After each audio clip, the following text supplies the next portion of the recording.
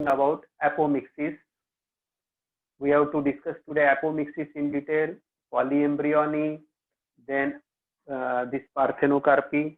What are the uses of this parthenocarpy that we are going to discuss today? So I got your answer, and which chapter you want to learn, that I came to know.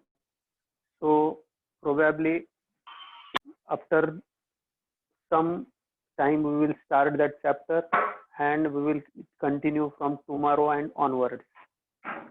So let us discuss. Now we are knowing from this chapter, we are knowing everything. We have studied the formation of male and female gametes. We have studied what is double fertilization, how it takes place, what is ovule, where the male gametes enter, how they fuse with eggs, and how they form zygote, what is nucellus, how nucellus is formed, what is the meaning of the nutritive tissue, that is primary endosperm, nucleus, how it is, its nature, everything we have discussed. So I think if I am going to ask you about this chapter, what things you have learned up till now, you can simply say, sir, we have learned almost everything except all these things which you have mentioned on the board. I think this chapter is almost clear to all of you. Those students who they do daily revision, it will be easy for them. Now the concepts which I shall explain today, these are not very difficult concepts. These are basically very simple concepts, and this concept is going to tell us the new areas of research in upcoming days and how this modern agricultural science is going to develop and how it will turn into a new formation of seeds and new varieties of seeds, how they can be formed, that can be discussed today. Now we are knowing the properties of fruit, the meaning, why the fruit has been formed, that we have discussed. Why is it it is necessary, why angiosperms are called as the most successful plants in the plant world, that we have studied. So in the same sequence we are going to continue our lecture. Now we are going to discuss today apomixis. First, before studying the apomixis, we have to study the amphimixis first and syngamy. Already we are knowing, we have studied this part, but anyone from you, can you tell me the meaning of this amphimixis? Anyone? Please let me know from your side, what is the meaning of amphimixis? Who is going to tell me the meaning of amphimixis?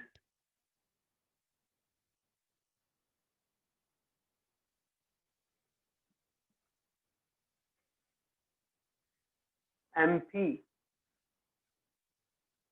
both, when two different types of gametes they fuse together, mixis simply means mixing. Fusion. Amphi means both. Both means male gamete as well as female gamete. When male gamete and female gamete they fuse together, that condition is called as amphimixis. That is called as amphimixis. And what is syngamy? Syn again means joining. Gamy word itself. Gamy means, what is the meaning of gamy? Already we are knowing this gamy word is derived from gamos, and gamos means marriage. Gamos means marriage. So syngamy, what is the meaning of syngamy? That means fusion of male and female gamete. Fusion of male and female gamete. Now, what is the difference between amphimixis and apomixis, that we are going to study today? The amphimixis अर्थ असा लावता येईल आपल्याला की अँफिमिक्सिस मध्ये दोन वेगवेगळ्या characters असलेले. Now we are talking indirectly about the cross pollination.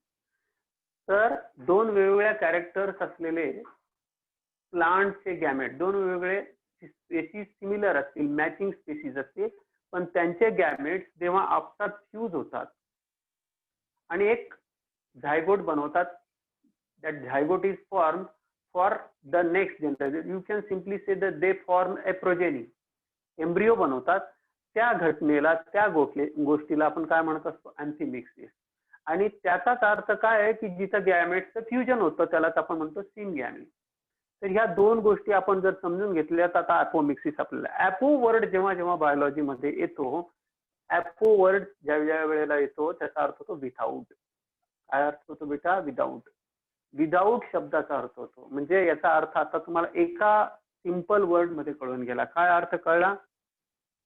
when embryo is formed, when embryo is formed, that means zygote is formed without mixing. Without mixing. Without mixing means without fertilization. Without mixing means without fertilization. When formation of embryo takes place without the fusion of gametes or without fertilization, that will be simply called as apomixis. Is it clear? Come on. आता कळतंय का? Come on, आता कळतंय का? बोला मला. Yes sir.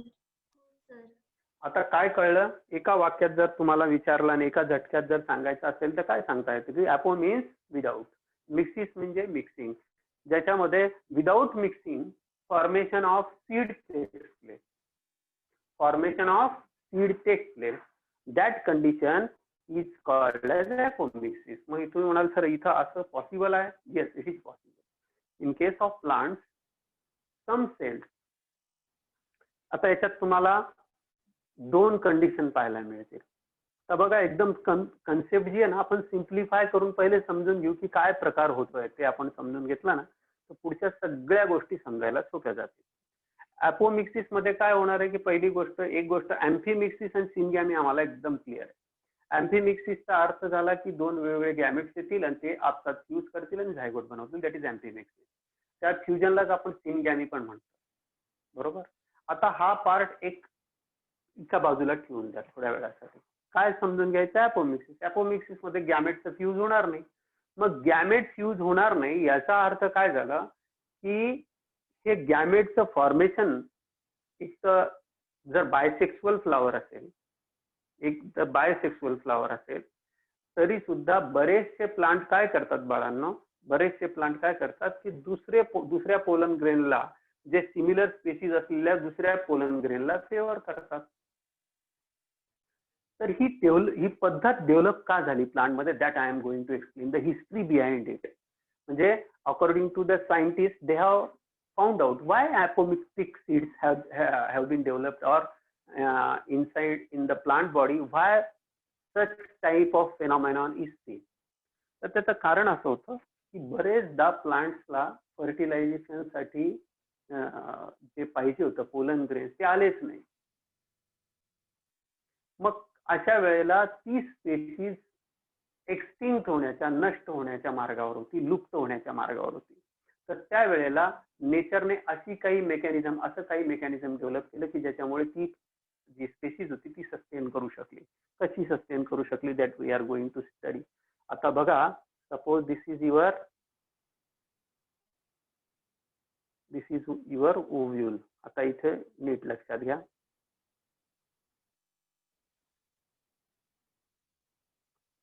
हा जो पार्ट आहे बाळांनो, हा तुम्ही नीट लक्षात घ्या की आपल्याला माहिती आहे या ठिकाणी इथे काय असते, एम्ब्रियो सॅक आहे.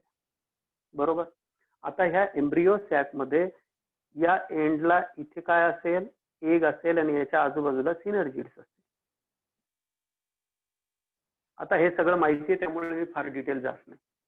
आता या ठिकाणी काय आहे, एग सेल आहे बेटा. ही एग सेल कशी आहे, हॅप्लॉइड आहे. सिनर्जिड्स कशा आहेत बोला, सिनर्जिड्स कशा आहेत, हॅप्लॉइड आहेत ना. कशा आहेत? हॅप्लॉइड आहेत. इथे पोलर न्यूक्लियाय कसे आहेत? डिप्लॉइड आहेत. डिप्लॉइड. आणि अँटीपोडल सेल्स कशा आहेत? सगळ्या हॅप्लॉइड आहेत. आता आपण त्यांची प्लॉइडी समजून घेतोय. जर प्लॉइडी समजून घेतली तर आपल्याला ते बाकीच्या गोष्टी ज्या आहेत ना त्या समजायला सोप्या जातील. आता होतं काय, काही प्लांट्स मध्ये ही जी एग सेल आहे, ही सोडून किंवा याच्यातल्या सगळ्या सेल्स सोडून न्यूसेलर सेल्स, या आजूबाजूला ज्या न्यूसेलस थोडाफार प्रेझेंट असतो ना इथे, तुम्हाला सगळ्यांना माहिती आहे, ही जी न्यूसेलर सेल आहे, मी एंडोस्पर्मिक सेल म्हणत नाहीये, ही गोष्ट नीट लक्षात घ्या. ही जी न्यूसेलर सेल आहे, या न्यूसेलर सेल पैकी कुठलीही सेल, आणि ही सेल कशी आहे? न्यूसेलर सेल बद्दल काय सांगाल तुम्ही मला सांगा बरं. यांचा नेचर कसा आहे? या कशा आहेत? कोण सांगतं? या कशा आहेत सांगा बरं. या हॅप्लॉइड आहेत का डिप्लॉइड आहेत का ट्रिप्लॉइड आहेत?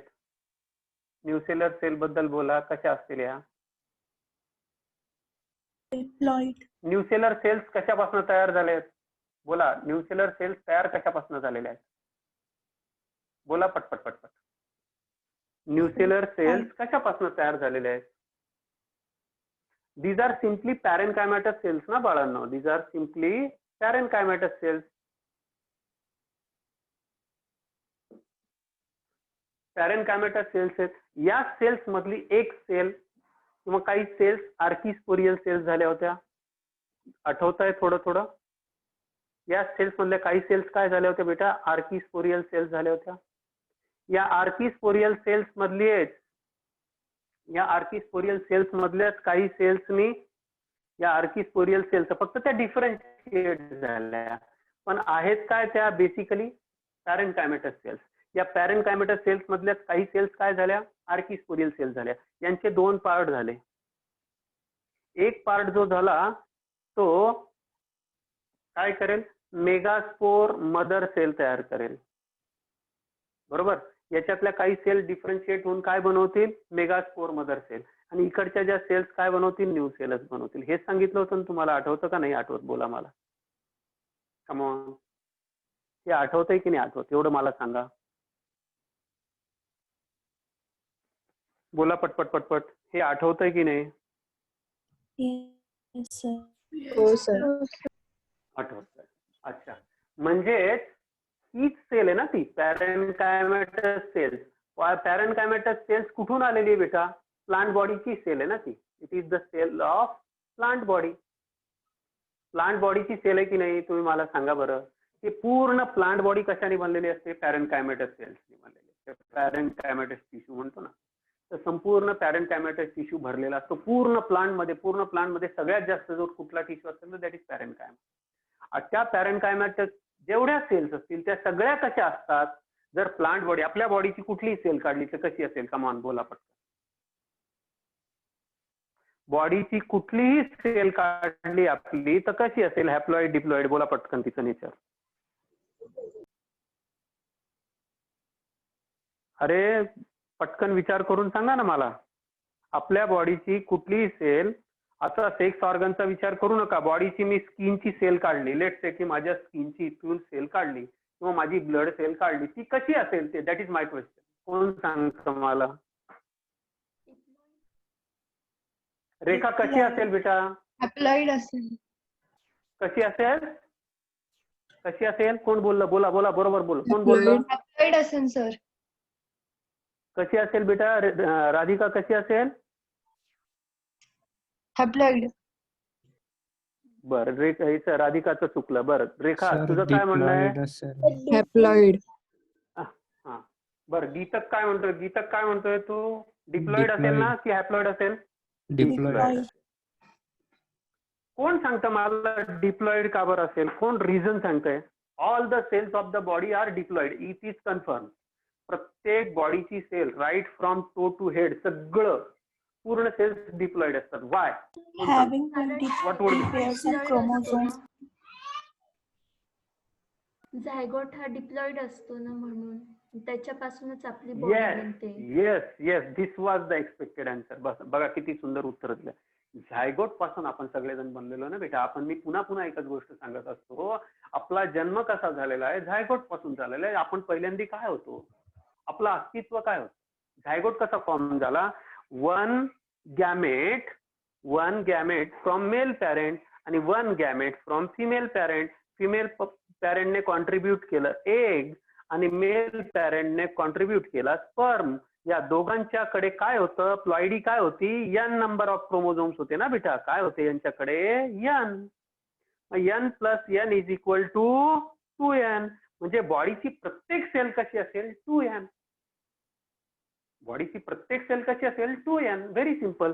मी नेहमी तुम्हाला आठवत असेल, मी वर्गात जेव्हा शिकवतो तेव्हा मी कसं डायग्राम काढतो तुम्हाला माहिती आहे की समजा ही एक सेल आहे आपल्या बॉडीची. या सेलच्या आत हा न्यूक्लियस आहे. या न्यूक्लियस मध्ये काय आहेत, क्रोमोझोम्स.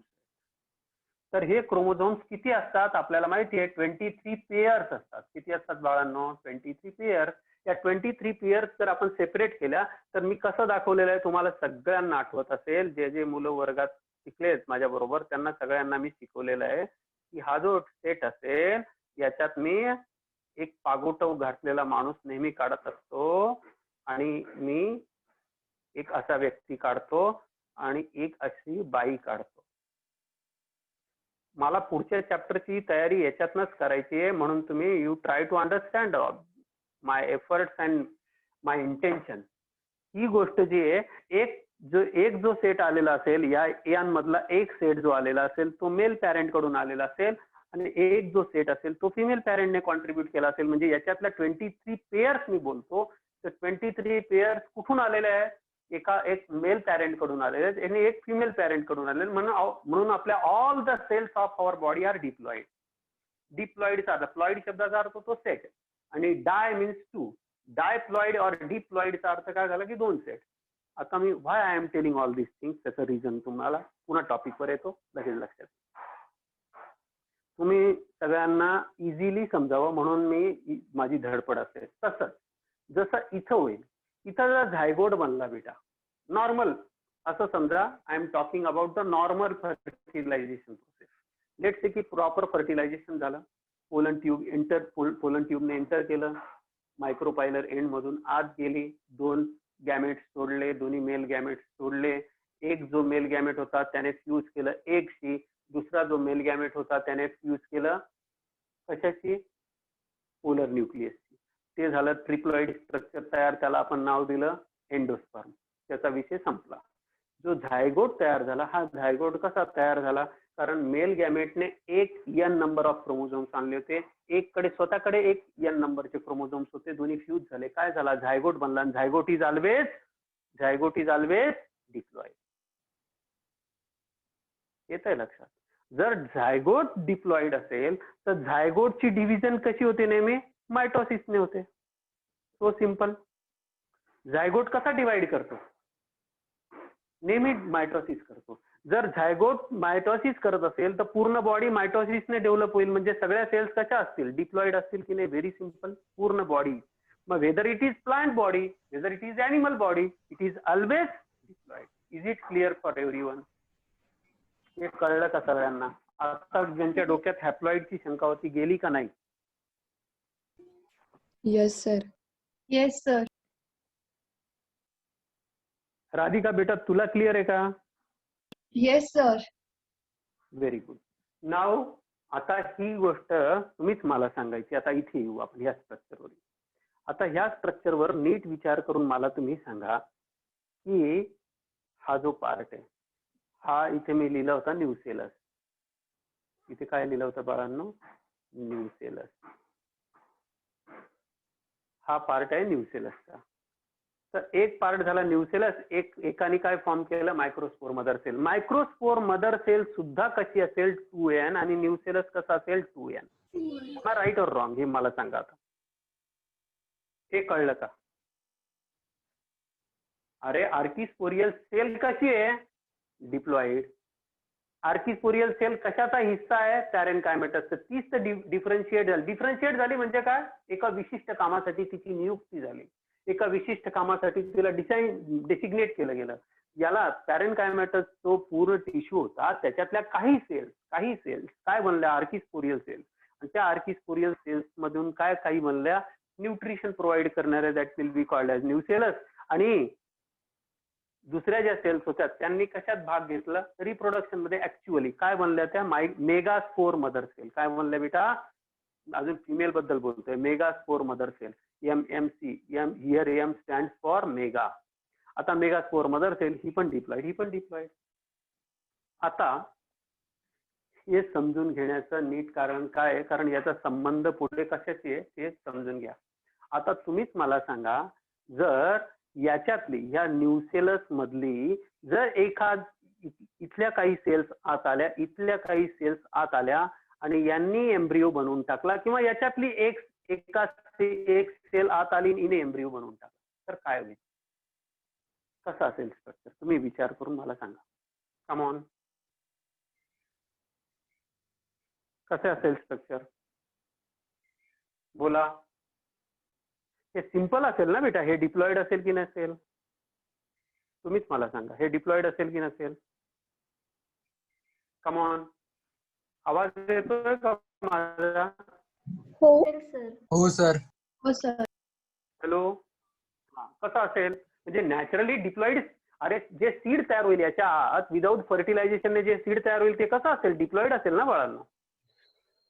आता Yes, जर sir. न्यूसेलर सेल, इथली जी न्यूसेलर सेल आहे याच्या Yes, आजूबाजूची सेल जेव्हा याच्या आत घुसून, किंवा याच्या आत घुसण्याच्या ऐवजी याच्यातलीच एक सेल एक बनून गेली, काय म्हणू त्याला, सीड बनून गेली, हिचंच कन्व्हर्जन झालं, हिनेच एम्ब्रिओ बनवून टाकला, एकाच सेलने एम्ब्रिओ बनवून टाकला. न्यूसेलर सेल पासून जेव्हा एम्ब्रिओ बनला गेला तेव्हा फ्युजन झालं का कुठे? कुठलाही मेल गॅमेट आला का इथं, त्याची इन्व्हॉल्वमेंट झाली का? तुम्हीच मला नाही. सांगा. कुठलीच इन्व्हॉल्वमेंट झाली नाही. याच्यापासूनच एम्ब्रिओ बनून गेला. मग अशा घटनेला तुम्ही ॲपोमिक्सिस म्हणायचं का नाही म्हणायचं? तुम्हीच मला सांगा. हो. हो. कम ऑन, हो. Are you getting? समजतंय सगळ्यांना? हो सर. समजतंय बेटा? सगळ्यांना समजलं का? ॲपोमिक्सिसचा अर्थ कळला का? हो सर.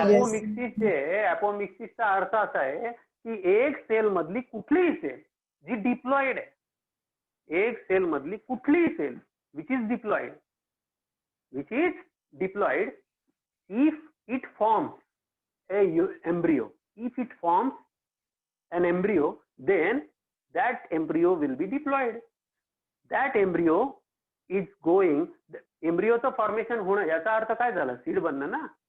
एम्ब्रिओचं फॉर्मेशन होणं म्हणजे काय? सीड बनणं. आता हा एम्ब्रिओ, आता तुम्हाला एक काउंटर क्वेश्चन विचारतो. हा जो क्वेश्चन आहे हा क्वेश्चन नीट मध्ये फिरवून विचारला जाऊ शकतो. आता हा जो एम्ब्रिओ असेल, हा एम्ब्रिओ कसा असेल? त्याच्यात दोन प्रॉपर्टी क्वालिटीज असतील. पहिले एम्ब्रिओ कसा असेल? डिप्लॉइड असेल, एकदम सिंपल. दुसरी गोष्ट एम्ब्रिओची खासियत अशी असेल की it will be as similar as the female parent, as its parent. आता युनिपॅरेंटल झाला ना हा, तुम्हीच मला सांगा कसा झाला हा? युनिपॅरेंटल झाला की नाही? याच्यात जर मेलची इन्व्हॉल्वमेंट नाहीये तर हा कसा, याच्याकडे कोणते कॅरेक्टर्स असतील? हा कसा असेल? हा कसा असेल बेटा? हा सिंपल त्याच्या फिमेल प्लांट सारखा असेल, म्हणजे त्याच्या मदर प्लांट सारखा असेल. बरोबर आहे की नाही? त्या मदर प्लांटकडे जे काही कॅरेक्टर्स असतील त्याच्यापेक्षा वेगळे कॅरेक्टर्स ह्या एम्ब्रिओकडे नसतील, आणि याच्यापासून जे प्लांट तयार होईल it will B clone of that plant. हे कन्सेप्ट आहे हा इथे, नीट लक्षात घ्या. I am talking about the concept बेटा, नीट लक्ष द्या. मी कन्सेप्ट बद्दल बोलतोय. तुमच्या सगळ्यांच्या लक्षात येत आहे की मी एक कन्सेप्ट तुमच्या डोक्यात टाकण्याचा प्रयत्न करतोय. एम्ब्रिओ जो आहे, जो याच्यातनं तयार होईल तो एम्ब्रिओ तो डिप्लॉइड असेल, पण याच्याकडे ह्या एम्ब्रिओकडे असणाऱ्या क्वालिटीज किंवा प्रॉपर्टीज कोणत्या असतील की त्या प्लांटकडे ज्या असतील त्या, कारण इथं फ्युजन झालेलं नाही. त्यामुळे व्हरायटी आपल्याला मिळणार. म्हणून ॲपोमिक्टिक सीड्स ज्या असतात त्या सीड्सकडे, त्या मदर प्लांटकडे किंवा ज्यापासून त्या प्रोड्यूस झालेल्या असतात त्यांच्यासारख्या सगळ्या क्वालिटीज पाहायला मिळतात. ही गोष्ट डोक्यात बसली का? Come on. हो. Yes sir. सगळ्यांच्या डोक्यात बसली का ही गोष्ट? Yes sir. हो सर. सर एकदा सांगा ना. कोणाची रिक्वेस्ट आहे? कोण सांगताय? एकदा सांगा, बोला. गौरी मध्येच आली ना तू? गौरी तू आहे का? हो सर. मग आता तू उशीर आली बाळा. नाही सर, मी पहिले लवकर आली. ओके, परत सांगतो. इथली जी सेल आहे, इथल्या ज्या सेल्स आहेत, या न्यूसेलर सेल्स, या सगळ्या कशा आहेत बेटा? डिप्लॉइड आहेत. याच्यातली सेल हा जो पूर्ण ओव्ह्यूलचा पार्ट आहे, याच्यातली सेल जेव्हा instead of becoming egg and fertilization आणि हे सगळं होऊन त्याच्याऐवजी जर ती सेल डायरेक्टली एम्ब्रिओ मध्ये कन्वर्ट झाली, no doubt it will slow process. त्या प्रोसेस मधनं जर इथली सेल जर एम्ब्रिओ बनवत असेल, इथली सेल डिप्लॉइड सेल जर जेव्हा एम्ब्रिओ बनवत असेल विदाउट फ्युजन ऑफ गॅमेट, तर अशा प्रकारच्या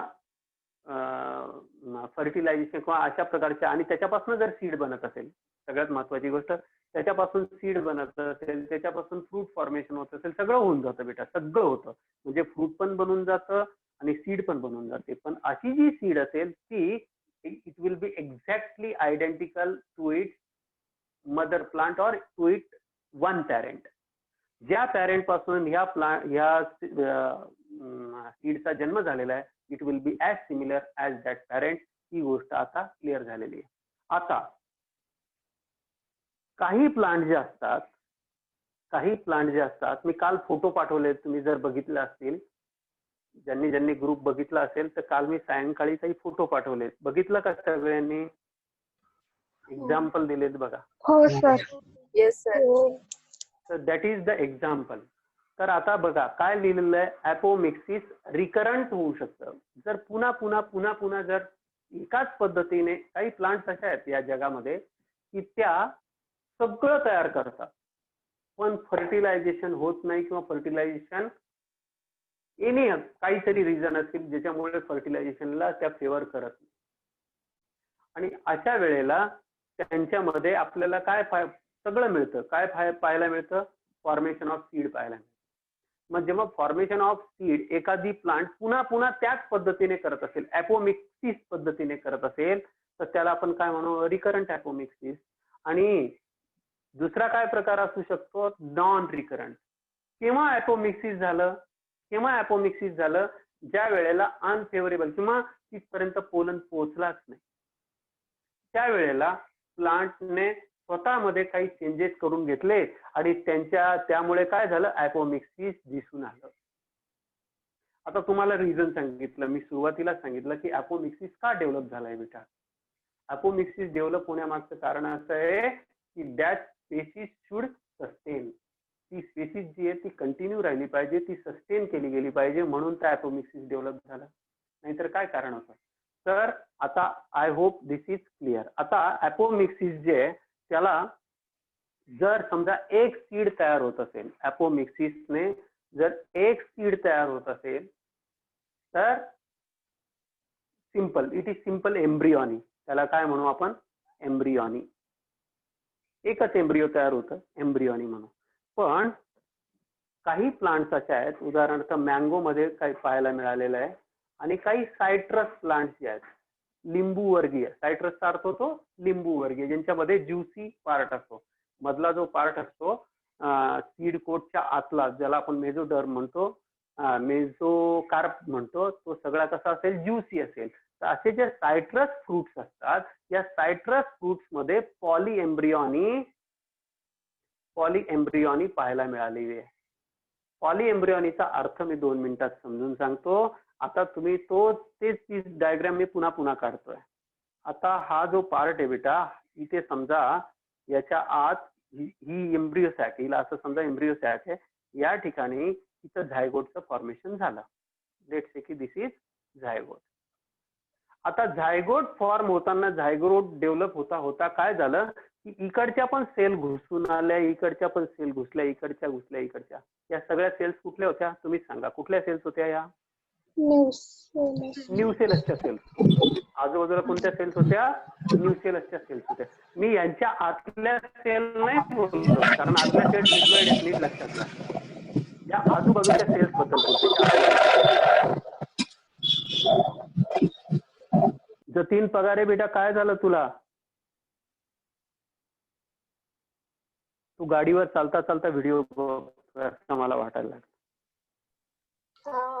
या आजूबाजूच्या ज्या सेल्स होत्या, ह्या प्रोट्रूड होऊन आत गेल्या. ह्या कशा आहेत तुम्ही सांगा आता? न्यूसेलर सेल्स कशा आहेत पुन्हा सांगा मला. डिप्लॉइड आहेत. झायगोट कसा आहे?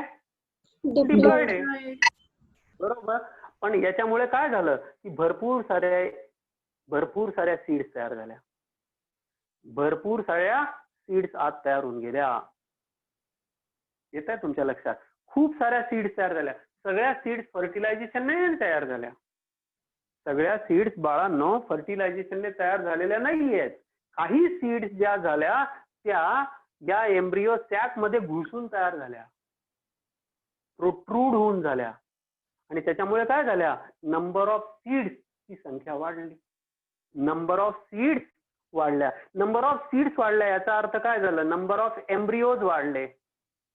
Am I right or wrong? तुम्ही सांगा. नंबर ऑफ सीड्स कशाच्या आत डेव्हलप होत आहे त्याला महत्व आहे ना बेटा. इकून काही सेल्स आल्या,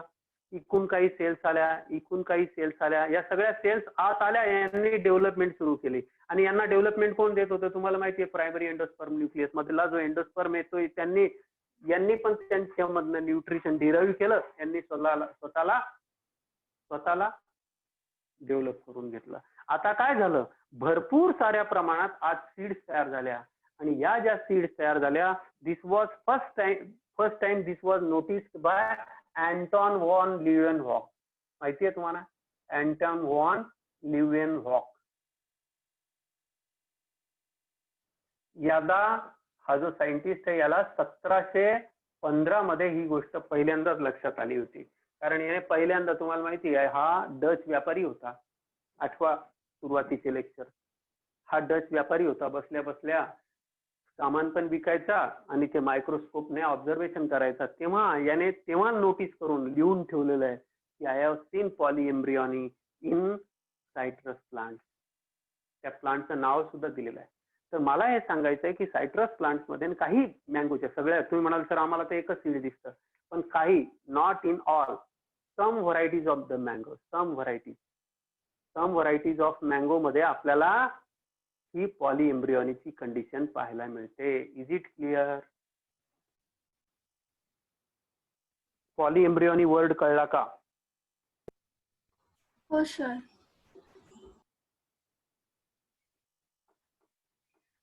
बोला. अंजली, प्रणाली.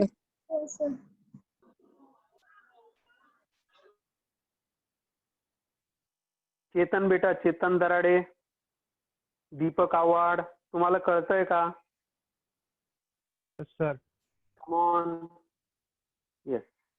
Yes sir. Very good. आता म्हणजे पॉलीएम्ब्रियॉनी हा वर्ड तुम्हाला कळला की पॉलीएम्ब्रियो, अनेक एम्ब्रियो कसे फॉर्म होतात. अनेक एम्ब्रियो फॉर्म होण्याचं कारण कसं आहे की न्यूसेलर सेल्सची एंट्री झाली आज. आता हा पार्ट जर तुम्हाला लक्षात आला असेल तर आता याच्यात आपल्याला समजून घ्यायची की पॉलीएम्ब्रियॉनी जी असते ती एम्ब्रियॉनी कशी असते? ऍडव्हेंटिव्ह आणि दुसरी असते क्लीव्हेज. ऍडव्हेंटिव्हचा अर्थ होतो की ज्याच्यात आत प्रोट्रूड झाल्या. कोणत्या cells? Nucellar cells. Nucellar cells जेव्हा आत प्रोट्रूड होऊन घुसतात तेव्हा त्याला आपण म्हणतो ऍडव्हेंटिव्ह पॉलीएम्ब्रियॉनी. ऍडव्हेंटिव्ह आगाऊपणा करून घुसणे, फोर्सफुली एंटर करणे, दॅट इज ऍडव्हेंटिव्ह पॉलीएम्ब्रियॉनी. क्लीव्हेज पॉलीएम्ब्रियॉनीचा अर्थ समजून घ्या. आता क्लीव्हेज पॉलीएम्ब्रियॉनी काय प्रकार आहे? आता क्लीव्ह शब्दाचा अर्थ किती मुलांना माहिती आहे? How many of you they are knowing the meaning of cleave? तुम्ही ह्याच्यात ऐकलंय बघा, क्लीव्हेज, प्रोफेज, मेटाफेज. हा, ब्रेक होणे. ब्रेक होणे. क्या बात आहे, व्हेरी गुड. बघा याने गीतकने बरोबर उत्तर दिलं. याचा अर्थ काय झाला की समजा ही जी सेल आहे बेटा, ही सेल याला ह्युमन बिंगची तुम्हाला आता हे करायचं आहे. तुम्हाला मी शिकवणार आहे ह्युमन बिंग जेव्हा मी ह्युमन फर्टिलायझेशन शिकवेल. आता हा झायगोट आहे. या झायगोटचे जर 2 भाग झाले, या झायगोट मध्ये डेव्हलपमेंट करता करता जेव्हा याची फर्स्ट डिव्हिजन झाली, तेव्हा फर्स्ट डिव्हिजन होतानाच 2 एम्ब्रियोचं फॉर्मेशन झालं. बनला होता एक झायगोट, ज्याच्यापासून बनणार होती एक सीड. बनला होता एक झायगोट, बनणार होती एक सीड. त्याच्याऐवजी काय झालं की हा जो झायगोट होता, याच्या डिव्हिजनच्या वेळेला 2 सिमिलर पार्ट्स मध्ये याची डिव्हिजन झाले. This is called as cleave polyembryon. Cleave कशामुळे? क्लिव्हेजमुळे. क्लीव पॉलीएम्ब्रियॉनीचा अर्थ काय झाला की झायगोट मध्ये किंवा झायगोटचं फॉर्मेशन झालं, झायगोट डिवाइड होतानाच 2 झायगोट बनून गेले आणि त्यांनी स्वतंत्र डेव्हलपमेंट सुरू केली. असं ह्युमन बिंग मध्ये होतात. त्यावेळेला आपण त्यांना काय म्हणतो? कोण सांगतं? त्याला काय म्हणतो आपण? ट्विन्स. डायझायगोट. आणि ट्विन्स आणि समजा त्याला आपण म्हणतो मोनोझायगोटिक ट्विन्स. काय म्हणतो? एकाच झायगोट पासून जर एकदम आयडेंटिकल, काही मुलं बघा एकदम सेम टू सेम असतात, तर मोनोझायगोटिक ट्विन्स असतात बाळांनो. काय असतात बेटा? मोनोझायगोटिक ट्विन्स. याचा अर्थ काय झाला? एकाच झायगोट क्लीव झाला, तुटला, ब्रेक झाला आणि त्याच्यामुळे आता त्या झायगोटच्या एका सेलच्या 2 सेल झाल्या, त्यामुळे दोघांमध्ये सिमिलर ग्रोथ पाहायला मिळाली. येतंय लक्षात? I hope this is complete clear. म्हणजे ऍडव्हेंटेटिव्ह कळलं की ज्या वेळेला न्यूसेलर सेल्स आत घुसतील त्यावेळेला काय म्हणू त्याला? When nuclear cells which surround the embryo sac, when they enter inside the embryo sac and the embryo is formed, that will be called as adventative polyembryony. Cleavage polyembryony चा अर्थ असा होतो की when the zygote divides itself into 2 parts and individually it develops and forms a seed, that will be called as cleavage polyembryony. I think this complete part is clear. Come on, जल्दी बोलो. Sir मग ते nucellus त्या सगळ्या एम्ब्रियोजचं नरिशमेंटचं fulfil करू शकतं का ते? कारण मेगास्पोर मदर सेलचं जे टेट्राड होतं तिच्यात पण 3 सेल डिजनरेट झाले होते त्याच्यामुळेच. बरोबर. फुलफिल व्हायला पाहिजे नरिशमेंट. तू मला फक्त एकच गोष्ट सांग की तुझा क्वेश्चन मला थोडं स्पेसिफिक वेने विचार, मी तुला आन्सर करतो, काहीच प्रॉब्लेम नाही. तू विचार कर, क्वेश्चन तयार कर माइंड मध्ये आणि मग मला शांत होऊन विचार, मी तुला सांगतो.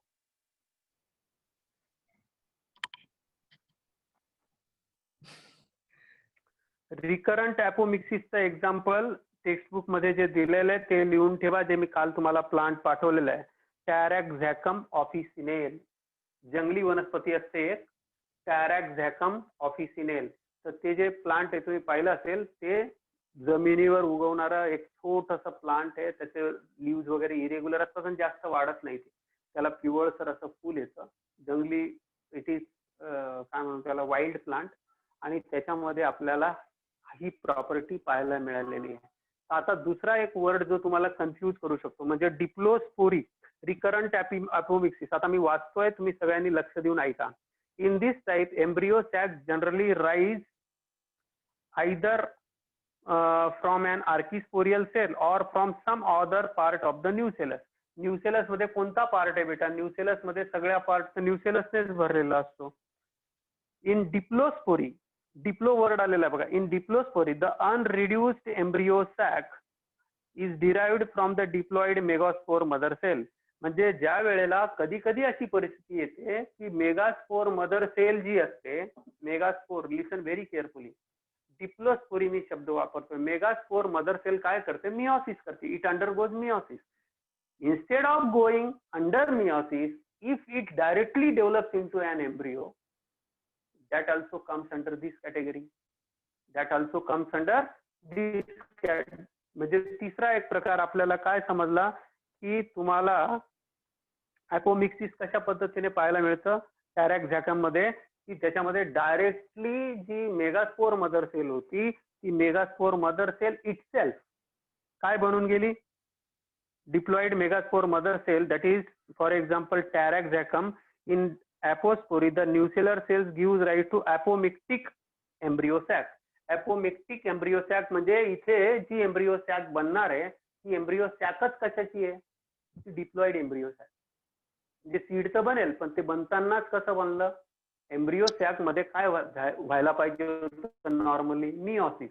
मिओसिस न होता ज्याने मिओसिसला बायपास केलं, ज्याने मिओसिसचा संबंध ठेवला नाही, स्वतःच सीड बनून गेले, स्वतःच एम्ब्रियोचं फॉर्मेशन करून टाकलं, याच्यामध्ये कुठल्याही प्रकारचं फ्युजन झालं नाही, तर अशा वेळेला आपण त्याला काय म्हणतो? आणि असं जर एखाद्या प्लांटमध्ये वारंवार पाहायला मिळत असेल, जसं टॅरॅक्झॅकम मध्ये पाहायला मिळतं, तर it is called as recurrent apomixis. It is clear. आता पुढचा जो पार्ट म्हणतोय तो non recurrent apomixis. In this type megaspore mother cell undergoes usual meiotic division. याच्यामध्ये काय होतं? युज्युअल मिओटिक डिव्हिजन मध्ये जाते and a haploid embryo sac is form. आता बरोबर आहे, haploid embryo sac is form.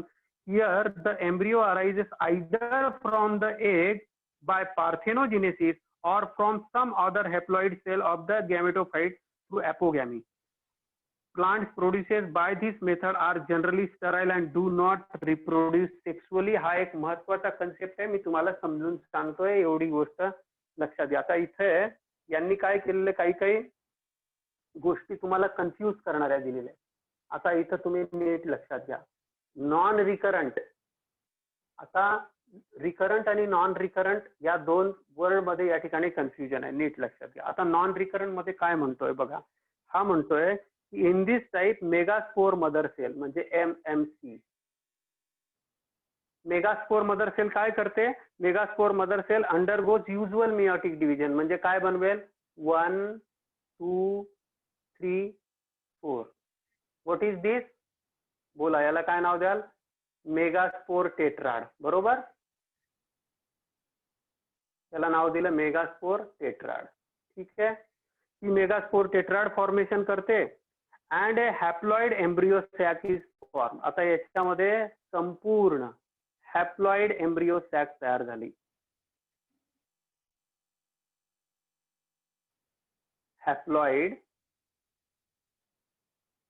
Embryo, हे असंच असं काढून घ्यायचं, हॅप्लॉइड एम्ब्रियो सॅकचं फॉर्मेशन झालं. This is embryo sac. आता काय म्हणतोय बघा, embryo sac is form. Here the embryo arises either from the egg. आता याच्यातली सगळ्यात वरची सेल आपण काय म्हणतो? एग सेल आहे, कारण ह्या बाकीच्या डिजनरेट होतात. बरोबर आहे ना? याच्यापासून नंतर मग 7 से 8 न्यूक्लिएटेड 7 सेल स्ट्रक्चर तयार होतं. तर आपण काय म्हणतोय आता, नीट काय म्हणतोय नीट लक्ष द्या.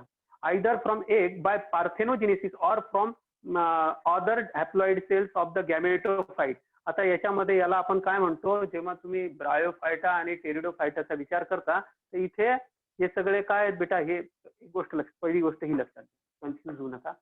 सगळ्या प्लांट ज्या आहेत, जेवढ्या तुम्हाला प्लांट दिसत आहे, या सगळ्या प्लांट्सचं आपण इव्होल्युशनच्या पॉइंट ऑफ व्ह्यूने विचार करायला गेलो तर सगळ्यात पहिले काय, सगळ्यात पहिले एकदम स्टार्टला बघा, सगळ्यात पहिले काय झाले?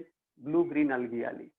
ब्लू ग्रीन अल्गी डेव्हलप झाली, त्याने काय तयार केलं? अल्गीज तयार केलं. Algae is a multicellular structure. मग अल्गी तयार झाल्यानंतर अल्गीपासनं, अल्गीचा ग्रुप कोणता आहे बेटा? सगळा संपूर्ण अल्गीचा जो ग्रुप आहे त्याला आपण थॅलोफायटा म्हणतो. त्याच्यामधला जेव्हा अल्गीज मध्ये ऍडव्हान्समेंट पाहायला मिळाली, अल्गीज जेव्हा इव्हॉल्व्ह झाल्या तेव्हा काय बनले? ब्रायोफाइट. आणि ब्रायोफाइट जेव्हा इव्हॉल्व्ह झाले तेव्हा काय बनले? टेरिडोफाइट. टेरिडोफाइट जेव्हा इव्हॉल्व्ह झाले तेव्हा काय बनले? जिम्नोस्पर्म्स. आणि जिम्नोस्पर्म्स जेव्हा इव्हॉल्व्ह झाले तेव्हा most successful plants in the world that are angiosperm. हा सिक्वेन्स आहे, हा जो आहे ना मी जे बोलतोय हा सिक्वेन्स आहे डेव्हलपमेंटचा.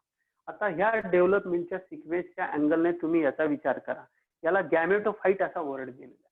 गॅमेटोफाइटचा अर्थ असा होतो की जेव्हा एक इंडिव्हिज्युअल गॅमेट, जेव्हा एक इंडिव्हिज्युअल गॅमेट, हॅप्लॉइड गॅमेट जेव्हा प्लांट बॉडी बनवू शकतो, जेव्हा हॅप्लॉइड गॅमेट प्लांट बॉडी बनवू शकतो, त्या प्लांटला आपण स्पोरोफाइट नाही म्हणत, त्याला आपण म्हणतो गॅमेटोफाइट. आता इथं वर्ड काय यूज करतोय तो नीट लक्ष द्या की here the embryo arises some other haploid cells of the gametophyte through apogamy. Word काय आहे बघा, मला हा वर्ड एक्सप्लेन करायचा ऍक्च्युली. ॲपोगॅमी. फ्युजन झालं का? नाही. Without. Apo means without, gamy means fusion. Without fusion, male गॅमेटच्या फ्युजन झाल्याशिवाय एम्ब्रिओचं फॉर्मेशन झालं. हा जो एम्ब्रिओ आहे, ह्या सेल्स जे असतात, हे जे प्लांट बॉडी असते ही जनरली स्टराईल असते. हिला कधीही फुलं लागत नाहीत.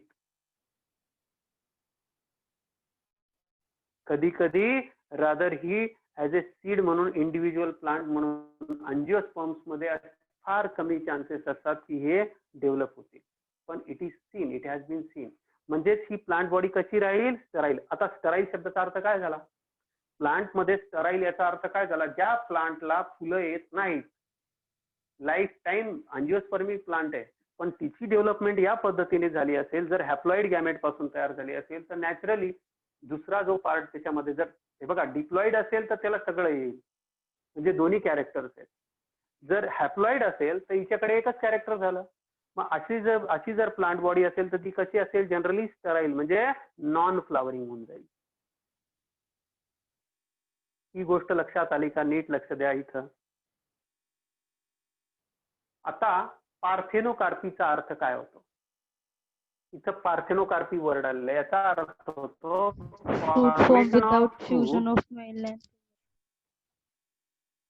Formation of fruit without fertilization. फर्टिलायझेशनचा अर्थच तो झाला ना बाळा. विदाउट फर्टिलायझेशन जेव्हा फ्रूटचं फॉर्मेशन होईल, that will be called as parthenocarpy. म्हणजे या ठिकाणी काही प्लांट नॅचरली पार्थेनोकार्पी पण दाखवतात. म्हणजे फ्रूटचं फॉर्मेशन होऊन जाईल. इथं फ्रूटचं फॉर्मेशन होऊन जाईल, पण फ्रूटचं फॉर्मेशन कसं होईल? फ्रूट कसा असेल ते तुम्ही खाऊन टाकलं, बाहेर टाकलं तरी त्याच्यापासून काही उगवणार नाही. म्हणजे तुम्हाला सीड सारखं स्ट्रक्चर दिसेल. काही जसे बनानामध्ये पूर्वी जे लोक आहेत त्यांना जर तुम्ही विचारलं तर आता जेवढ्या व्हरायटीज आपण बनानाच्या खातो ह्या सगळे पार्थेनोकार्पिक बनाना आहेत. ग्रेप्स पण आहे, अजून ग्रेप्स पण आहे, तर पाइनॅपल पण असतं. पण पूर्वी जे होतं ना, तर पूर्वी जर केळी कोणी खात असेल किंवा अजूनही काही माझ्या मते जर मी चुकत नसेल तर ईस्टर्न साईडला किंवा सदर्न साईडला जर तुम्ही इंडियाच्या गेले तर तिथे छोट्या छोट्या केळी असतात. ती केळी जर तुम्ही खाल्ली, दॅट आर, लोकांचं म्हणणं आहे की इट इज मोर टेस्टी. त्याच्यात सीड असतं, ब्लॅक कलरचं सीड असतं बेटा, आणि ते जे ब्लॅक कलरचं सीड असतं that is the seed of that banana. तर मला जेव्हा ते फ्युजनने तयार होईल, तेव्हा तुम्हाला त्याच्यात सीड मिळेल. पण जर ते फ्युजन विदाऊट फ्युजनने, पार्थेनोकार्पीने, आता हे एकच एम्ब्रिओ होता पण त्या प्लांटने असे काही हॉर्मोन्स तयार केले, असे काही केमिकल्स तयार केले की ती पूर्ण स्ट्रक्चर एक फ्रूट मध्ये डेव्हलप झालं. That will be called as parthenocarpy. म्हणजे सगळ्यात महत्वाची गोष्ट काय लक्षात ठेवायची आहे आपल्यासाठी एक्झाम पॉइंट ऑफ व्ह्यूने, जे फक्त स्टेट बोर्डच्या बुकने दिलेलं आहे, जे कन्फ्युजिंग असतात ते एनसीईआरटी फार कधीच मेन्शन करत नाही. आता हा कन्सेप्ट फारसा प्रचलित कन्सेप्ट नाहीये. याला आपण काय नाव दिलेलं आहे? Non recurrent apomixis. तर आपल्यासाठी एमसीक्यूच्या अँगलने सीईटी साठी काय येईल? सीड्स किंवा प्लांट बॉडी इज स्टराईल, आणि दुसरा महत्वाची गोष्ट कशी असेल? गॅमेटोफायटिक प्लांट बॉडी असेल, गॅमेटोफायटिक असेल. गॅमेटोफायटिक म्हणजे एक आहे हॅप्लॉइड गॅमेट पासून, आणि आपल्याला माहिती आहे हॅप्लॉइड जरी असलं तरी सुद्धा त्याच्यामध्ये मायटोसिस आपल्याला पाहायला मिळते. एवढी गोष्ट लक्षात ठेवा. आणि हे आपल्याला पाहायला मिळतं अतिशय अशा मोठ्या प्रसिद्ध प्लांट मध्ये, and it's name is निकोशियाना टॅबॅकम. निकोशियाना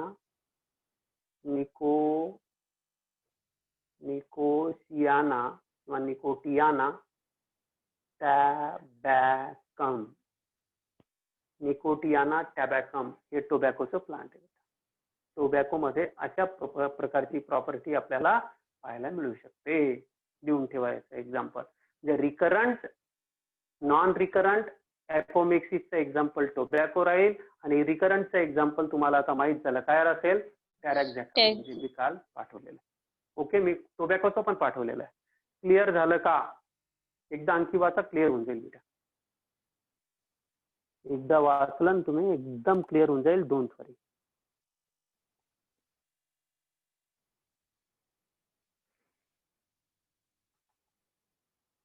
come on, जायचं का पुढे? पार्थेनोकार्पी बद्दल बोलायचं का? हे कळलं का? याच्यात काही प्रॉब्लेम आहे? आता फक्त एक ॲपोगॅमी शब्द समजला का सगळ्यांना? मला सांगा, ॲपोगॅमीचा अर्थ कळला का? ॲपोगॅमी कशामध्ये पाहायला मिळतं इथं दिलेलं आहे. आता एक गोष्ट लक्षात ठेवा, ॲपोगॅमी जेव्हा वर्ड येईल, ॲपोगॅमी जेव्हा वर्ड येईल ते ॲपोगॅमी इज युजली फाउंड इन. आता ॲपोगॅमी तुम्ही म्हणाल सर ॲपोगॅमीने होतं का? ॲपोगॅमीचं बेस्ट एक्झाम्पल बेटा टेरिडोफाईट. ही गोष्ट लक्षात ठेवायची. जनरली याच्यामध्ये एक गॅमेटोफाईट पासून पूर्ण प्लांट बॉडी, गॅमेटोफायटिक प्लांट बॉडी. तुम्हाला माहिती आहे, मेल बॉडी असेल तर मेल प्लांट जन्माला येतं, फिमेल प्लांट जन्माला येतं, नंतर ते गॅमेट्स प्रोड्यूस करतात हॅप्लॉइड असून. ते जेव्हा गॅमेट्स प्रोड्यूस करतात ते पाण्याच्या जवळपास कुठेतरी प्रोड्यूस करतात, त्यांचे गॅमेट्स एकमेकांशी फ्यूज करतात आणि ते फ्यूज केल्यानंतर एक डिप्लॉइड प्लांट बॉडी तयार होते, ज्याला आपण नाव देतो sporophytic plant body. Alternation of generation जो प्रकार आहे ना तो हा आहे. अल्टरनेशन ऑफ जनरेशन में एका gametophytic plant body, female gametophytic plant body, दोघांचं फ्युजन झालं, दोघांनी गॅमेट्स प्रोड्यूस केले, फ्युजन झालं, डिप्लॉइड प्लांट बॉडी तयार झाली, दॅट इज स्पोरोफायटिक. पुन्हा ते दोन प्रकारचे गॅमेट्स बनवेल. पुन्हा त्यांचं जर त्यांना फेवरेबल हे मिळालं म्हणजे त्याच्यात पण तोच प्रकार आहे की मेल पासून मेल प्लांट बॉडी तयार होईल, फिमेल पासून फिमेल प्लांट बॉडी तयार होईल, पुन्हा तीच गोष्ट. हे आपल्याला लोअर, म्हणून आपल्या चॅप्टरचं नाव काय आहे, reproduction in lower and higher plants. Lower plants मध्ये ही प्रॉपर्टी आपल्याला ॲपोगॅमीची पाहायला मिळते. हायर प्लांट्स मध्ये आपल्याला जास्तीत जास्त काय पाहायला मिळतं, सिनगॅमी पाहायला मिळतं. सिनगॅमी पाहायला मिळतं आणि ॲपोमिक्सिस पाहायला मिळतं. तिसरी गोष्ट पाहायला मिळते दॅट इज पार्थेनोकार्पी. पार्थेनोकार्पीचा सिंपल अर्थ आहे की जेव्हा, आता पार्थेनोकार्पी कॅन बी नॅचरल और कॅन बी आर्टिफिशियल. ही जी पार्थेनोकार्पी आहे बेटा, आता याचा अर्थ एकदम डोक्यात व्यवस्थित भरून घ्या. Formation of fruit and seed म्हणू शकता, अँड सीड विदाउट, जनरली याच्यात सीडचं फॉर्मेशन होत नाही, पण काही ठिकाणी काही बुक्स मध्ये सीड दिलेलं आहे, पण याला आपण इथून सीड काढून टाकणं आपल्या सिलेबसचा पार्ट नाही येतो. पार्थेनोकार्पी मध्ये सगळ्यात महत्वाची गोष्ट, पार्थेनोकार्पी नॅचरल पाहायला मिळते. आपल्याला कोणाकोणामध्ये पाहायला मिळते तर त्याचे 3 एक्झाम्पल्स आपल्या सतत डोळ्यासमोर असले पाहिजेत. 3 एक्झाम्पल याचे लिहून ठेवा. Banana, grape. कोणते, कोण सांगतं? बनाना, ग्रेप, पाइनएपल, पपया आणि ग्रेप्स. ग्रेप्स मध्ये नॅचरली नाही पाहायला मिळत, बनाना, पाइनएपल मध्ये पाहायला मिळते. आणि आणखी एक प्लांट आहे इथं असेल दिलेलं एक्झाम्पल, तर मी सांगतो तुम्हाला. पपया. पपयामध्ये काही पपई जर तुम्ही खाल्ले असतील तर त्यांच्यामध्ये तुम्हाला सीडच मिळत नाही. म्हणजे हे कसे असतात बेटा, हे सीडलेस फ्रुट्स असतात. सगळ्यात महत्वाची गोष्ट काय आहे, सीडलेस व्हरायटीज असतात. लोकांकडून जास्तीत जास्त आता हे सीडलेस व्हरायटी डेव्हलप करण्याची परंपरा का सुरू झाली, कारण people they prefer more seedless variety. Seedless व्हरायटीजला लोक कोणी वारंवार जर तुम्हाला ते खावं लागत असेल, बिया जर बाहेर टाकाव्या लागत असतील तर तुमचा जो फ्लो असतो, एखादा पदार्थ किंवा एखादा फळ खायचा, तो डिस्टर्ब करतो. त्यामुळे आता सायंटिस्ट लोकांचा कल कशाकडे वळलेला आहे, पार्थेनोकार्पीकडे. पण पार्थेनोकार्पीचा जर नॉलेज असेल तर चांगली गोष्ट आहे, पण कधी कधी हे नॉलेज जर समजा लेट्स से की पार्थेनोकार्पी तुम्ही पोमग्रॅनेट मध्ये करायला गेले, पार्थेनोकार्पी तुम्ही पोमग्रॅनेट मध्ये करायला गेले. पोमग्रॅनेट माहिती आहे सगळ्यांना? Yes sir. काय अर्थ होतो त्याचा? डाळिंब. बरोबर. डाळिंबाला काय म्हणतात? पोमग्रॅनेट. पोमग्रॅनेट. पोमग्रॅनेट मध्ये जर तुम्ही पार्थेनोकार्पी केली तर काय परिणाम होईल ते सांगतो. पार्थेनोकार्पी केली तर काय परिणाम होईल? याचा परिणाम असा होतो बाळांनो की तुम्ही डाळिंब खाता म्हणजे काय खाता? तुम्ही डाळिंब खाता याचा अर्थ डाळिंबाच्या आत काय खाता? सीड्स खाता ना सगळे. काय खातात? डाळिंबाच्या सीड्स म्हणजे ते त्याचं फ्रूट आहे. Am I right or wrong? तुम्ही सांगा. डाळिंबाचा आपण काय खातो? काय खातो? सीड्स खातो ना सगळे लोक. जर समजा तुम्ही पार्थेनोकार्पी केली तर इथं सीड फॉर्मेशन होईल का? म्हणजे हा फक्त तुम्हाला चेंडू हातात मिळेल. This whole place will be empty. म्हणून नॉलेज असणं एक चांगली गोष्ट आहे, पण त्या नॉलेजचा प्रॉब्लेम जर त्यांनी कशावरही पार्थेनोकार्पी करायला लागले, कदाचित करून पाहिली असेल म्हणून त्यांना हा रिझल्ट मिळालेला आहे की मध्ये बॉल सारखा रिकामा पार्ट मिळतो.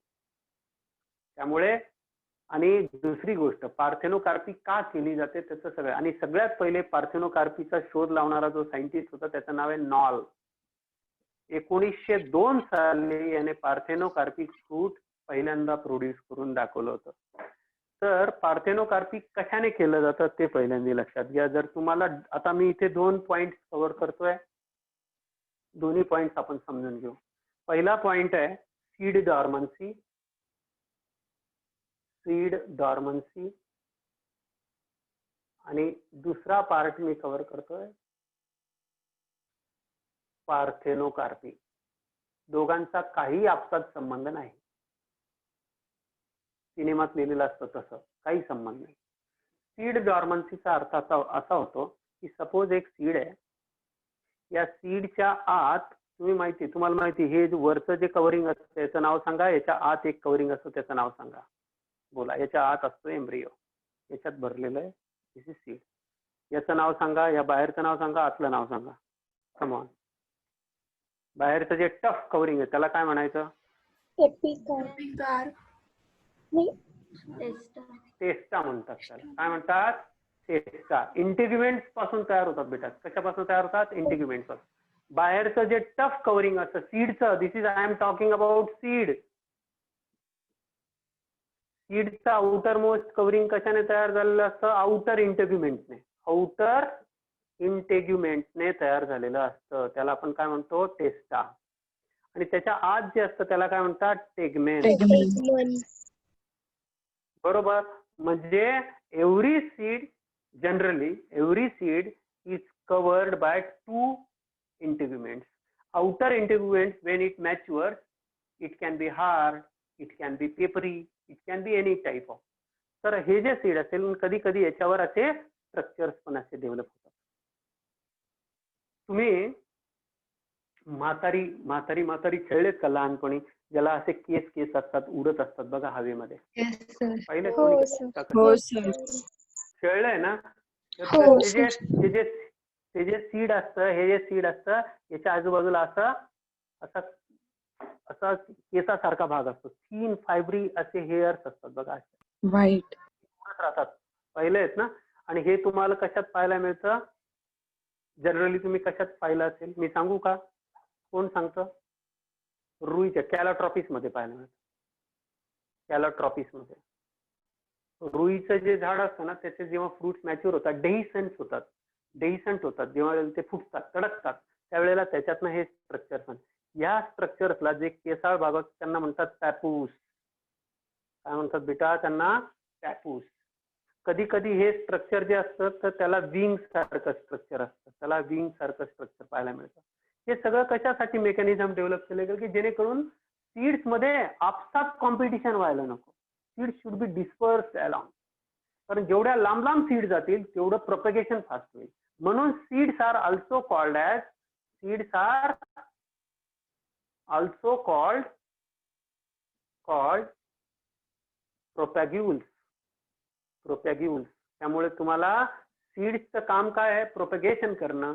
आणि प्रोपेगेशन करणारे जे घटक असतील, प्रोपेगेशन करणारा जो पार्ट असेल त्याला काय म्हणतो आपण? प्रोपॅग्युल्स. आता सीड डॉर्मन्सीचा काय संबंध आहे ते तुम्हाला सांगतो. सीड डॉर्मंट राहावी, जन्मल्याबरोबर, तयार झाल्याबरोबर, सीडचं फॉर्मेशन झालं, लगेच ती जर्मिनेट जर झाली असती तर त्याच्या आजूबाजूला, त्या प्लांटच्या आजूबाजूला कॉम्पिटिशन तयार झाली. म्हणून सीड कशी ठेवली जाते? डॉर्मंट ठेवली जाते.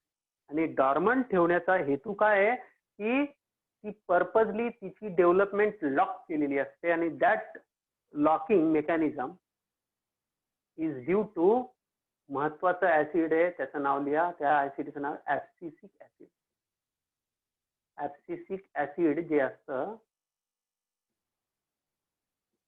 किंवा IAA हे जे ऍसिड आहे बेटा, ऍब्सिसिक ऍसिड, आणि आता रिसेंट स्टडीज अशा सांगतात काही प्रमाणात ऑक्झिन्स पण हे काम करतात, पण लिटिल अमाऊंट मध्ये ऑक्झिन्स आणि ऍब्सिसिक ऍसिड हे त्या सीडला it prevents the germination. It prevents germination of seed in spite of maturation, in spite of giving proper environment. असं नाहीये की तुम्ही एन्व्हायरमेंट आहे आणि मग ती जर्मिनेट होईल, नाही, तयार झाल्यानंतर काही काळ तशीच सस्टेन केली जाते.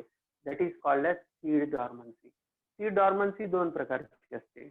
एक, अँजिओस्पर्मने काय डेव्हलप केलेलं की एक ऍसिड असं डेव्हलप केलेलं आहे, एक असं, this is actually hormone, plant hormone. हे प्लांट हॉर्मोन आहे, पुढे गेल्यावर आपण शिकणार आहोत. ऍब्सिसिक ऍसिड त्या सीडच्या आत, सीड कोटच्या आत तयार झाल्यामुळे काय होऊन जातं, सीडला प्रमाणापेक्षा जास्त ड्राय होऊ दिलं जात नाही आणि सीडला रिस्पॉन्ड करू दिलं जात नाही बाहेरच्या एन्व्हायरमेंट पर्यंत. आणि मग ज्या वेळेला काही ठराविक दिवस गेल्यानंतर सीड जे असतात त्या व्हायबल होतात, म्हणजे त्या जर्मिनेट करू शकतात. तोपर्यंत जर्मिनेशन स्टॉप, म्हणजे in spite of giving the good environment त्या जर्मिनेट करत नाही आणि त्या पिरियडला आपण म्हणतो seed dormancy. It is, what is seed dormancy? It is the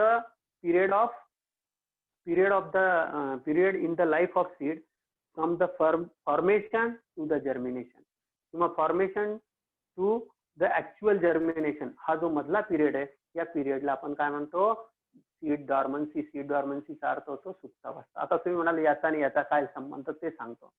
parthenocarpy मध्ये बाळांनो सीड डॉर्मन्सी ब्रेक करणारे हॉर्मोन्स यूज केले जातात. पार्थेनोकार्पीच्या, आता ऍब्सिसिक ऍसिडच्या अपोजिट ऍक्शन असणारा जो हॉर्मोन आहे त्याला आपण म्हणतो जिब्रेलिन. जिब्रेलिन, सायटोकायनिन्स, हे जे हॉर्मोन्स असतात, हे हॉर्मोन जर तुम्ही एखाद्या प्लांटवर फवारणी केली तर यांच्यापासून तुम्हाला काय दिसेल जास्त प्रमाणात, तर या ठिकाणी ज्या सीड्स असतील, सॉरी फ्रुट्स जे असतील, तर फ्रुट्स मध्ये तुम्हाला डेव्हलपमेंट पाहायला मिळेल आणि त्याच्यामुळे तुम्ही पार्थेनोकार्पी करू शकता.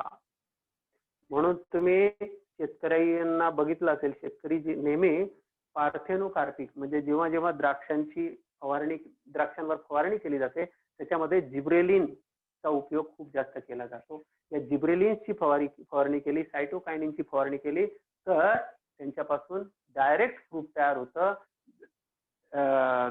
ज्याच्यामध्ये कुठल्याही प्रकारची इन्व्हॉल्वमेंट, सेक्सुअल रिप्रोडक्शनची कुठलीही इन्व्हॉल्वमेंट होत नाही. म्हणजे मेल अँड फिमेल गॅमेटच्या फ्युजन शिवाय डायरेक्टली फ्रूटचं फॉर्मेशन. हे जे असतं, ह्या टेक्निकमुळे काय झालंय की सीडलेस व्हरायटीज तयार करता आलेल्या आहेत आणि सीडलेस व्हरायटीज मुळे त्याची मागणी वाढली, शेतकऱ्यांचं ओव्हरऑल यील्ड वाढलं, म्हणून पार्थेनोकार्पीला आज डिमांड आलेला आहे. याच्यामध्ये एक स्युडो फर्टिलायझेशन नावाचा एक प्रकार येतो. आता तो आपला टॉपिकचा हिस्सा नाहीये, फक्त लक्षात ठेवा, जर तुम्हाला कुठे लिहून ठेवायचं तर लिहून ठेवा. स्युडो फर्टिलायझेशन एक खोटं फर्टिलायझेशन सारखं प्रोसेस केली जाते, ज्याच्यामध्ये सीड फॉर्मेशन होत नाही. हे वॉटरमेलॉन मध्ये केलं जातं. तुम्ही जर 5 स्टार हॉटेल्स मध्ये कधी गेले तर 5 स्टार हॉटेल्स मध्ये वॉटरमेलॉन मध्ये इट इज विदाउट सीड, आणि त्यासाठी जे टेक्निक यूज केलं जातं that is a kind of parthenocarpy. It is not completely parthenocarpy. त्याच्यामध्ये सीड फॉर्मेशन होऊ दिलं जात नाही, आणि दॅट इज स्युडो फर्टिलायझेशन. तर this was all about parthenocarpy, polyembryony, apomixis. Apomixis काय आहे? It mimics the fertilization. फर्टिलायझेशनची नक्कल करण्याचा प्रकार आहे. मिमिक करणं म्हणजे काय? मिमिक्री करणं म्हणजे काय? नक्कल करणं. तर नक्कल करतं, सीड पण फॉर्मेशन करतं, फक्त ते सीड जे नॉर्मल सीड असतं, ज्याच्यात व्हेरिएशन्स मिळू शकतात, जे इव्हॉल्युशनच्या पॉइंट ऑफ व्ह्यूने इम्पॉर्टंट असतं, त्याच्याऐवजी एक मदर प्लांट सारखं किंवा आधीच्या प्लांट सारखं एक सीड तयार केलं जातं. आता या सगळ्यांचा परिणाम काय काय झालेला आहे ते आपण 2 मिनिटात बघूया आणि मग सध्या शेतकऱ्यांच्या समोर काय समस्या आहे त्याची आपण चर्चा करूया. आता सायंटिस्ट लोकांनी काय केलं, तुम्हाला सगळ्यांना माहिती, आज आपल्याला पोटभर जेवायला मिळतं, त्याचं सगळ्यात मोठं रिझन किंवा सगळ्यात मोठं श्रेय मी मागे बोललेलो आहे. ज्या वेळेला मी शिकवत होतो मॉर्फॉलॉजी ऑफ फ्लॉवरिंग प्लांट, तेव्हा मी ही गोष्ट नमूद केलेली मला चांगलं आठवतं. मी सांगितलं होतं की भारतातल्या हरित क्रांतीचे जनक, त्यांचं नाव काय आहे? Doctor M.S. Swaminathan.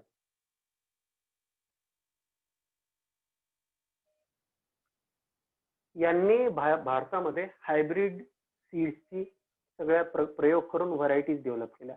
Hybrid seeds, तुम्ही म्हणाला हायब्रिड सीड्स किंवा हायब्रिड सीड्सचा, आता सीडचा विषय निघाला म्हणून सांगतो. हायब्रिड सीड्सचा फायदा काय किंवा हायब्रिड सगळे लोक नाव ठेवतात, काय कारण आहे? तर हायब्रिड सीडचा अर्थ नीट समजून घ्या, की मी मागे समजून सांगितलंय, परत सांगतोय. हायब्रिड सीड्सचा अर्थ होतो की अशा सीड्स प्रोड्यूस्ड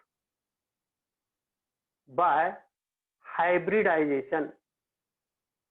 हायब्रिडायझेशन म्हणजे आर्टिफिशियली, इथं कंसात लिहू शकता, आर्टिफिशियल हायब्रिडायझेशन करून, नॅचरल नाही, नॅचरली. म्हणजे मी जसं तुम्हाला सांगितलं की त्याच्यावर पोलन ग्रेन्स डस्ट केले गेले, नंतर त्याला कव्हर केलं गेलं, तर अशा पद्धतीने, आणि काही वेळेला लॅबच्या आत, पुढे शिकवणार मी, जर्म प्लाझम वगैरे वगैरे, तर त्याच्यातनं ज्या सीड्स प्रोड्यूस केल्या जातात, म्हणजेच प्लांटचा जेनेटिक मेकअप जो असतो, प्लांटचा जो नॅचरल जेनेटिक मेकअप असतो, जेनेटिक मेकअप जो असतो, त्यांच्यामध्ये जे DNA असतात त्यांच्यामध्ये फेरफार केला जातो.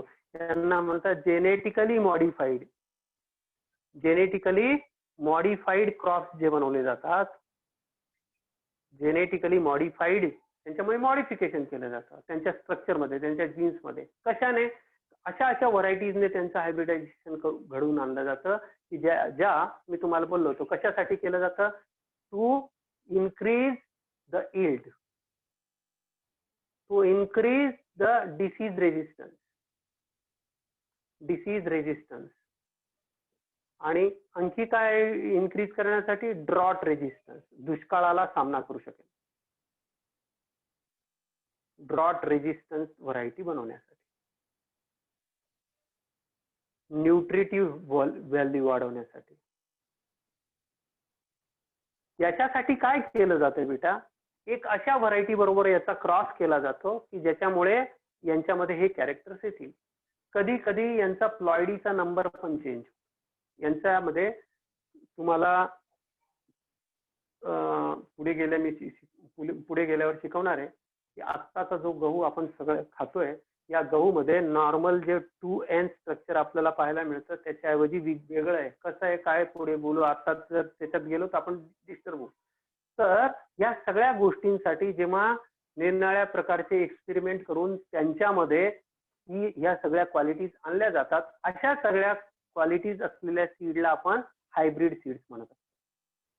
आता हायब्रिड सीड प्रोड्यूस करण्यामागे सायंटिस्ट लोकांचा हेतू अतिशय चांगला आहे की जेणेकरून आपल्या शेतकऱ्यांना जास्त 4 पैसे जास्त मिळावे.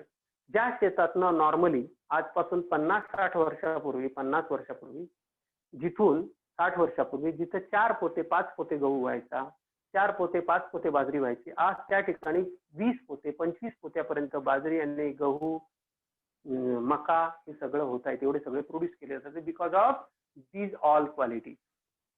प्रॉब्लेम एक असा आहे की या सगळ्यांचा प्रॉब्लेम असा आहे की ह्या ज्या सीड्स आहेत, या सीड्स फार्मरला दरवर्षी विकत घ्याव्या लागतात. हायब्रिड सीड्स ही has to purchase every year.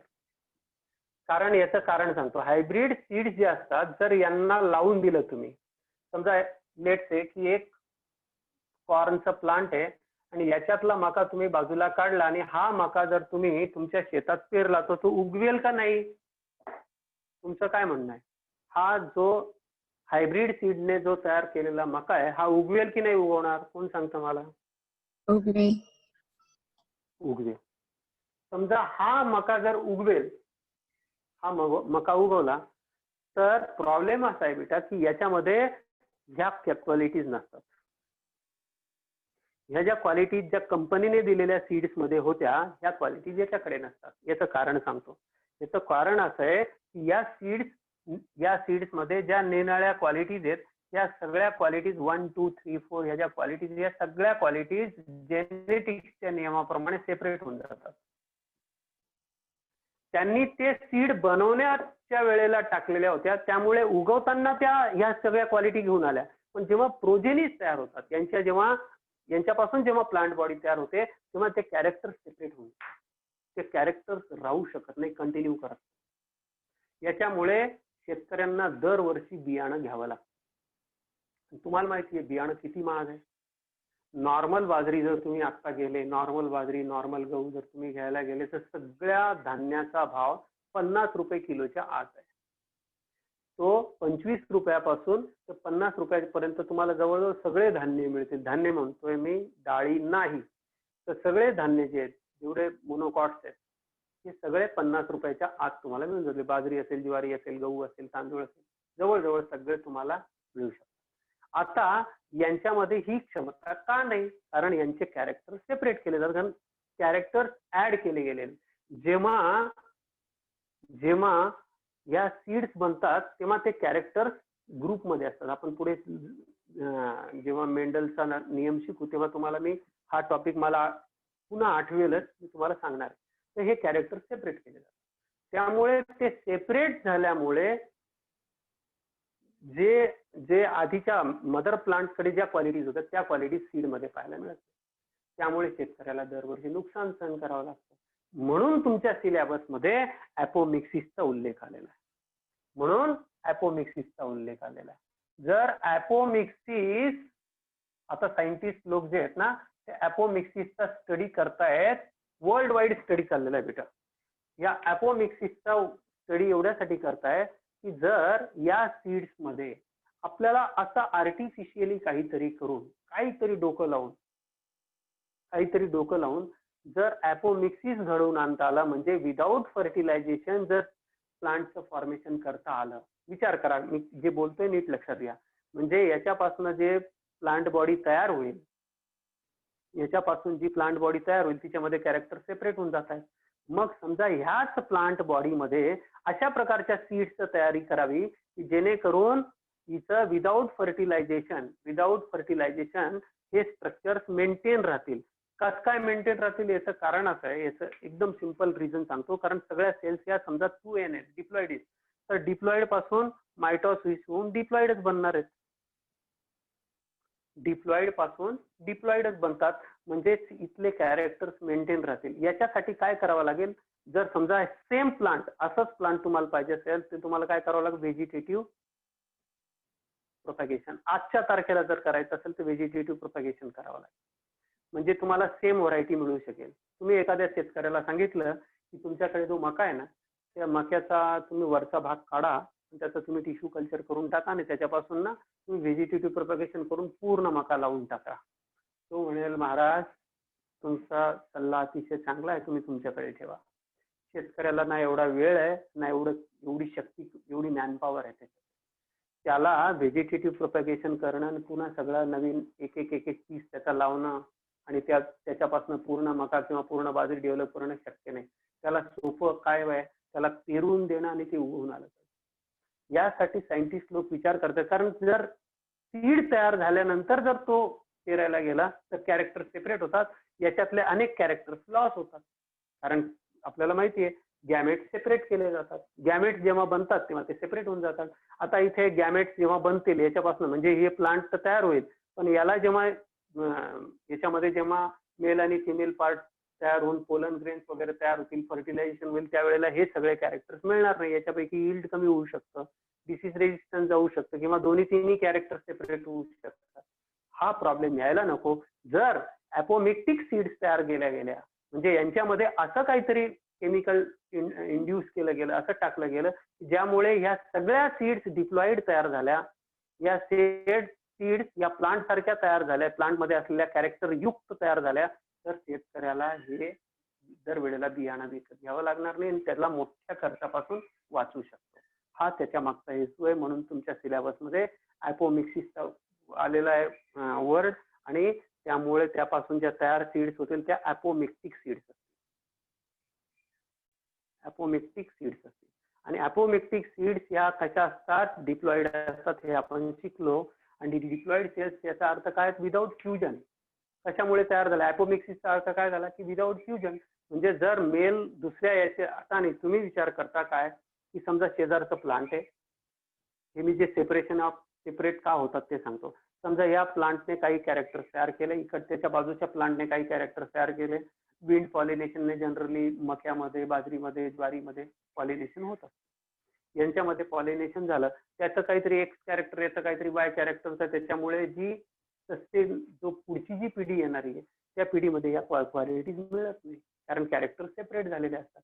आणि यांनी एकत्र करून लॅबमध्ये प्रोड्यूस केलं होतं. हे जे सीड होतं हे लॅबमध्ये प्रोड्यूस केलेलं होतं. त्यामुळे ते कॅरेक्टर होल्ड करू शकत नाही. मग हे जर होल्ड करायचं असेल तर असं काहीतरी टेक्निक लावलं पाहिजे की जेणेकरून या सगळ्या सीड्स विदाऊट फर्टिलायझेशन तयार होते. आणि जर विदाऊट फर्टिलायझेशन तयार जर होऊ शकत असतील तर शेतकऱ्याचा पुढचा सगळा खर्च वाचू शकतो. यासाठी वर्ल्ड वाईड प्रयत्न चाललेले आहेत. हेच या ॲपोमिक्स मागचा उद्देश आहे. कळलं का? Yes, sir. Yes. Yes, sir. मला माहिती आहे टफ आहे टॉपिक हा. अनन्या, कुछ समझ में आया बेटा तुम्हारे? Yes, sir. Yes, sir. Good. So we have to stop here. From tomorrow and onwards we will start our next topic, that is reproduction in animals. तो आपण स्टार्ट करणार आहोत. आणि त्यापूर्वी एक डिक्लेअर करतो, राधिकासाठी नाही, राधिकाने काल टेस्ट घेऊन टाकली. बाकीच्या सगळ्या मुलांसाठी मी इथं डिक्लेअर करतो एक गोष्ट. बरेचसे मुलं निघून गेलेले आहेत, त्यांच्यापर्यंत मेसेजही मी टाकून देतो. तुमची आजचा दिवस गेलेला आहे, सोमवार आज गेलेला आहे. गुरुवारी थर्सडेला बायोलॉजीच्या लेक्चरच्या ऐवजी टेस्ट होणार आहे, थिअरी टेस्ट होणार आहे. Theory plus MCQ. आपले जो नेहमीचा पॅटर्न आहे 25 मार्क्सचा, थिअरी प्लस एमसीक्यू टेस्ट होणार आहे. आणि टॉपिक असेल neural control and coordination, neural and chemical both, neural chemical coordination. सगळ्यांनी लिहून ठेवा. थर्सडेला होणार आहे लेक्चरच्या वेळातच. त्याच वेळेला क्वेश्चन पेपर दिला जाईल. आणि क्वेश्चन पेपर दिल्यानंतर जितक्या वेळात लेक्चरला वेळ दिला जातो तितकाच वेळ दिला जाईल. त्याच्यानंतर बरोबर 1 वाजता सगळ्यांनी फोटो काढून पटपट पाठवायचे. चालेल सगळ्यांना? रेडी? Yes, sir. ओके. हो, sir. सगळ्यांनी तयार राहा, अभ्यासाला लागा.